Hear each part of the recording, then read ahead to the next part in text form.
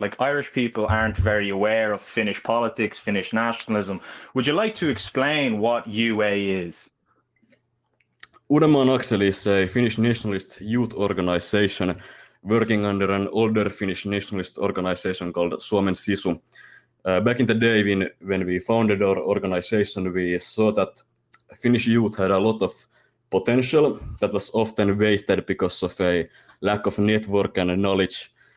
Because most of the old parties and organizations have drifted away from the kind of action that youth prefers and needs. Our goal is to equip the nationalist youth of Finland with the best tools and give them a starting point, to give them an opportunity to make a change, and in the long term make nationalism the dominant ideology in Finland. We show this goal, for example, by our slogan, which is "Future is Nationalist." We work towards our goal by organizing all sorts of nationalist youth action, varying from sports to networking events to activisms and trainings. We have went from a small but tight-knit friend group to a active and pretty big organization. That's very wholesome. That's very wholesome that it went from a tight-knit friend group to now like a fully fledged nationalist youth organization.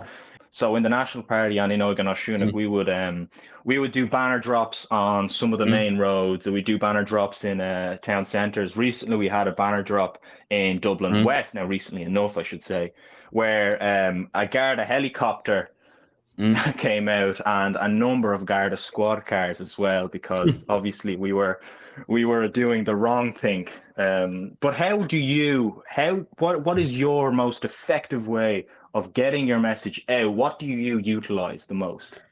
Well, naturally, in the modern world, social media is often the most useful way of getting your word out. We also do stuff like banner drops, and we have stickers, and we have put posters in the public spaces. But I think recruiting people from your social circles, both in real life and in social media, has been the most useful way we have gained new members. Because, agreed. It'd be similar to how would you say, like the banner drops, the postering, the stickering. That's all brand recognition. That's all name recognition for normal people to notice you. But the most effective form of recruitment usually is, as you said, from social media, from normal, social circles. Exactly, and that becomes even more important in Finland, because people are quite, in Finnish culture, people are quite shy, and the threshold for doing anything is quite large, to say at least. So if people want to join an organization, it is usually something that they already have a personal connection to. If you see an organization that you have never heard about before, and you know nobody in the organization, it takes a lot of will and courage to actually join the organization. But if you mainly recruit people from your same social circles where they know actual members from the organization, then it helps a lot. Yeah, and that's a funny thing, actually, for our audience, obviously, on a more personal level between me and Juuso, I should say.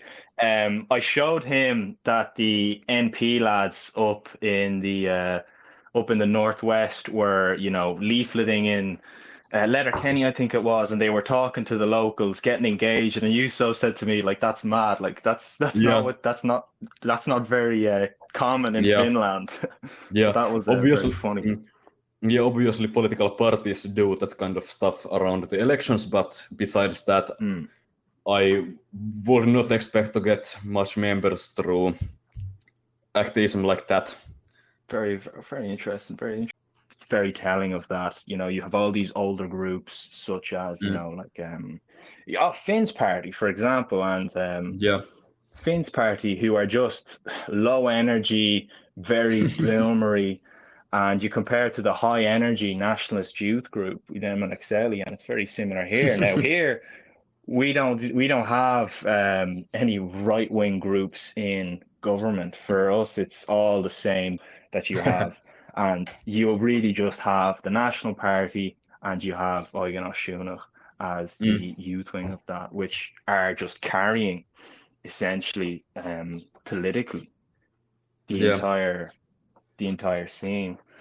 Do you think that such, how do I say, the way that Uudenmaan Akseli, you said that you were kicked out from the Finns Party Youth, yes? A lot of your members, at least.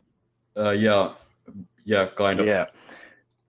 I noticed that in Sweden, for example, which is another one of your neighbors, Sweden, the Sweden Democrats kicked out their youth wing as well, which then became AFS. Which then became a more radical version of Sweden Democrats. So it's a total trend. Now in Ireland, it's not the case. We encourage. The Mother Party encourages the radicalism that's fermented, like Óige Náisiúnach is essentially the vanguard of the vanguard. But then you have all these other groups on the continent who are just throwing out their youth wing because they're more radical, and then the youth wing just maintains their radicalism, their nationalism, and they become more popular, they become more energetic than their Mother Party. What do you think about that? It is interesting phenomenon, as like you said, it often ends up with the group that is being kicked out becoming much better and active and more high energy than the old organization. I would not say that Uudenmaan Akseli is anti-Finns Party organization, but we just completely decided that we want our hands off the Finnish party politics. And the high energy versus the low energy is very important reason too why many of us left, because we didn't really prefer the type of action that Finns Party Youth back in the day had. It was mostly about sitting in a bar and trying to own the libs in Twitter, and besides our very good and tight and very functional friend group would have completely crumbled, as some people decided to remain in Finns Party, some people continued to more radical alternatives, and some people just completely left the party politics. And I believe that if we hadn't created this alternative, the Uudenmaan Akseli, this would have happened, and the functional nationalist group we had created would have definitely just been lost. Yeah, well, that's the main thing. Like, you guys are definitely pushing the Overton window further to the right, further to your side. And if there wasn't your group in Finland, then the likes of the Finns Party would just keep drifting to the left, and they just completely fall over themselves. And it's the same in Ireland, where the government, although they are total global homo, there's certain things that they cannot do, because if they do it, and if they do it quickly, there will be backlash from people in Ireland who will then vote for an alternative. Now, at the moment, a lot of people are supporting Sinn Féin, but that will change fairly quickly once Sinn Féin cannot deliver on a single one of their promises. Good. So that'll be interesting. Being anti-Russia is something that unites the kind of whole political spectrum in Finland, except for some very little minor groups. But being against Russia is very common here in Finland for obvious reasons. We have had a quite long history with Russia, and obviously we have lots of bad experiences from. It can be from 5 years ago, or it can be from 500 years ago, and it is all very negative. So we believe that for once, by taking a very strong pro-Ukrainian stance, our government has handled this situation pretty well. Some people have criticized our government by saying that this is not our war and we should not take sides between Ukraine and Russia. But we in Uudenmaan Akseli disagree, because Russia is incredibly unpredictable neighbor, and any sign of aggression they show towards any of their neighbors should be taken as a huge warning. I believe that the best way to secure the sovereignty of Russia's neighboring countries is by helping each other and together defending each other against the East's aggressive bear. Very interesting. Yeah, and with that, obviously, isn't there territories that are under Russian occupation that were historically or that were ancient territories that were once belonging to Finland? Would you like to talk about that? Yes, there are lots of land that are still under the Russian borders at the moment that used to belong to Finland before Second World War, and even before the borders we were given, there has always been lots of land in Russia where Finno-Ugric people have lived, but which have never been given to Finland. Okay, and what's Uudenmaan and Akselin's take on that? Do they think what is the best course of action? Do you think it'll be returned to Finland soon, in 100 years, in 200 years? Do you think it'll happen? Well, of course, Uudenmaan actually says that we should have the areas where Finno-Ugrics live. They should be either independent or join Finland. I do believe that if Russia ever becomes democratic, there's a huge chance that they could just vote their way into independence. As in 2014, for example, Karelians actually tried having an independence vote, but for magical reasons, the election was stopped and all the organizers disappeared. To Russia, Finnish lands actually hold a really little value. Cities that once flourished under the Finnish rule, like Viipuri or Viborg, have been left completely to decay and rot. And, well, of course, it depends a lot on which area is in question, but majority of the area that Finno-Ugrics live on and that is controlled by Russia is completely useless to Russian Federation.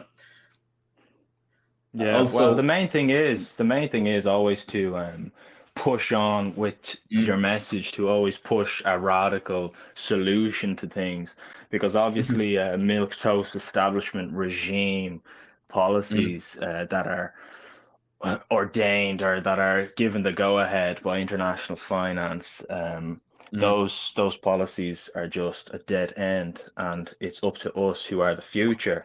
You know, like the ON slogan is Islin on Tauchi, which means the future is ours. And I think those words, they mean a lot to nationalist youth organizations, and there's a number of ones that are around Europe. Yours being one of the big ones as well. The meetings that you hold and the conferences and all of your activism that you put together, I think it'll just come together soon. It'll just start drip feeding, and then once it just keeps drip feeding, there will be more and more people who are drawn to it.